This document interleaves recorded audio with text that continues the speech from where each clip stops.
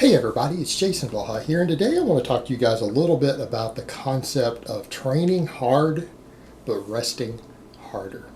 So let me put on my +5 out of weaponsmithing, work on skilling up my crafting a little bit, and let's talk about this. And the reason I kind of want to use that term is that because I've known people over the years who use expressions like I work hard and I play hard, or I work hard and I play harder. And the same thing can be applied to our training. It can be applied to our training. And when I say this, we're not talking about these hit ideas of, oh, come in and do one set to absolute failure and all this nonsense, because we know based upon the scientific literature that that does not build maximum strength nor maximum muscle mass. It doesn't work.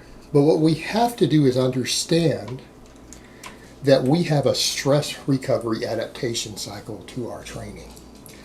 And if you do not eventually recover from your workouts, you will not adapt, you will not grow, you will not gain strength from them. And it doesn't even have to occur on a workout to workout basis. You can come in and continue to train fatigued, but eventually you will have to recover, whether it's on your eventual days off, whether it's during your periods of deloading and lighter training, but you will have to recover. And what I would suggest to people is that what you need to remember is that the more you train, the harder you train, the harder you will have to rest. And that's what people have to balance out in their lifestyles. And when it comes to the amount of volume and workload and hardness of training that you can put in and recover, you have to factor in your individual lifestyle factors. Someone who has a stressful job and 2 kids and a family is probably not going to have the same recovery ability of someone who doesn't, someone who has a more laid-back lifestyle. But we can all do things to improve upon that. And part of that's going to be simple things like such as in your training, coming in and training hard, but not doing excessive stuff or stupid stuff. Not coming in and taking pre-workouts or jamming to, Slayer when you train. Training hard but keeping calm, because we know that psychological arousal impedes recovery. There's data on that emerging at this point, that if the calmer you can be while still doing the same work, the easier you recover from it, and the faster you recover from it. So it ultimately comes down to how hard can you train without psyching yourself up too much. I'm not saying don't focus, but you need to stay calm. You don't want to have a large adrenaline response. And knowing your limits, of knowing that when you've reached a certain level of fatigue, you're done training for the day. You're done. That's it. The nonsense like forced reps, cheat reps at the end of things is not conducive to gaining size and strength, because it gives such little stimulation in comparison to the inroads in your recovery. And so you've got to find the amount of volume and everything that you can personally handle. But what you also have to figure out is how you're going to manage that fatigue. How are you going to manage that fatigue afterwards? And it's going to be as simple things as making sure that you get adequate sleep, adequate nutrition. And the adequate nutrition, on another point, a lot of people say, well, you always say that we need more carbs, more protein, more calories, all these things to recover as training loads go up. Yeah, we do. But what if you don't want to be permanently bulking? Then you can't train hard all the time. It's a very simple concept, and this is something that gets missed in the bodybuilding world, that gets promoted to people because they don't understand. Most of these guys who claim natural, who really increase how hard they work in their training volume when they're losing body fat, that's called drugs, guys. They're using drugs to bridge the gap of the food. And a lot of these guys up the dose. They use more drugs when they are cutting than when they are bulking, because they don't need as many drugs to recover and gain muscle when they're bulking. It's because some of these guys push so hard when they're cutting, they're not getting the food to recover. Therefore, they need more drugs to recover. What I'm going to say to you, if you're not willing to do that, you're not willing to either use drugs or you're not willing to double what you're on when you're cutting, you're going to have to bring the workloads down. And here's the thing. That's not really a problem, is it? Because when you are losing body fat and cutting, do you really expect to be gaining muscle and strength? In other words, do you really think you're going to gain 3 pounds of muscle on your next cut? Do you think your bench press is going to go up 25 pounds on your next cut? Of course not. Your goal with cutting should be, what's the minimum amount of work I can do to keep what I have? And that is what you need to do.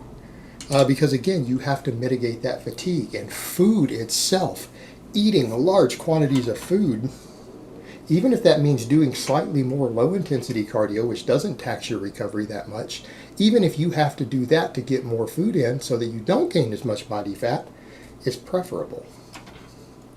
Because low intensity cardio up to a certain threshold can actually enhance recovery, can it? It can improve work capacity. And if it's doing that for you by clearing waste products and it allows you to eat more food, that is part of your recovery. That is part of resting harder. But other things are going to be getting enough sleep, getting enough quality of sleep, taking naps. You know, if you have the option, if you train really, really hard, if you have the option to take an hour-long nap after a training session, that could help you enormously. That could actually, right there alone, allow you to possibly train an extra day every week. So kind of the point we get into, it comes down to your goals and lifestyle, doesn't it?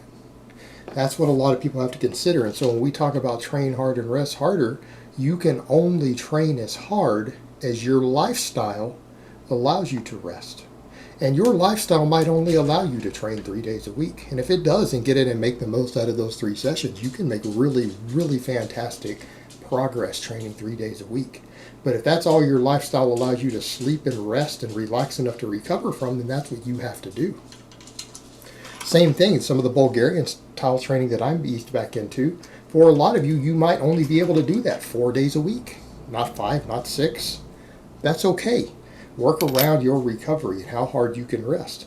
But if you're going to push yourself to the bleeding edge, that extra hour of sleep every day is critical. Getting enough sleep, going to bed at the same time every day, learning to turn off all the lights in the room so that you sleep in a cold, dark room. Why? Because that produces the most melatonin and the most growth hormone response.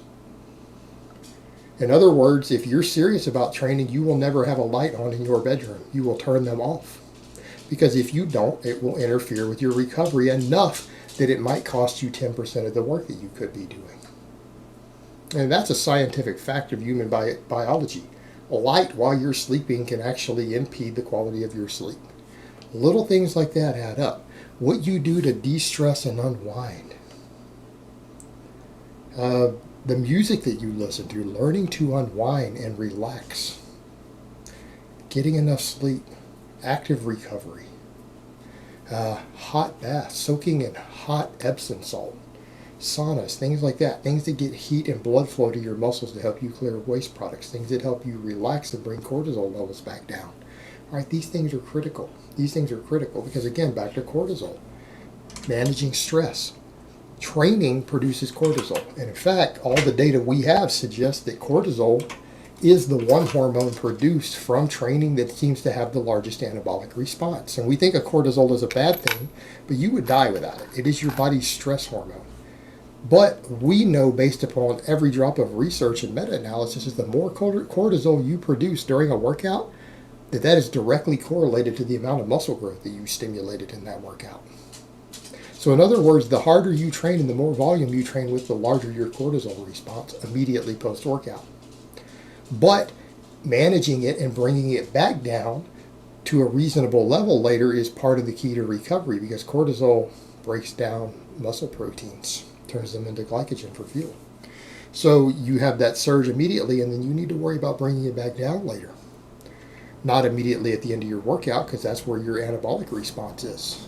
But how you manage it through the day, getting enough rest, getting enough relaxation, learning to simply unwind. Do relaxing, enjoyable activities and keeping your stress levels low, not allowing yourself to get upset by things that don't matter.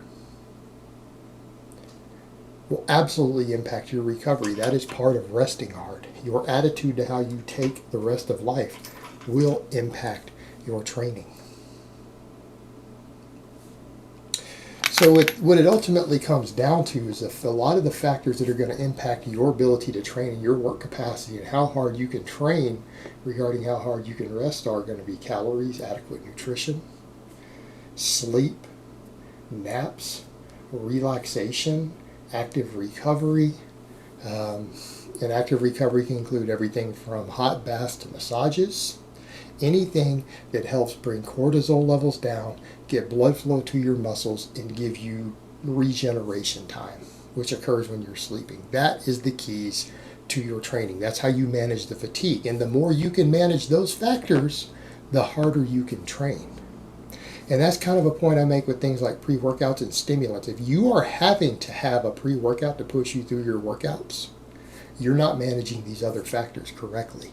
And you are going to dig a deeper and deeper hole, and eventually your body's going to pay the price. And ultimately that price is going to be that you're going to be smaller and weaker than you should be for the amount of time you put in at the gym.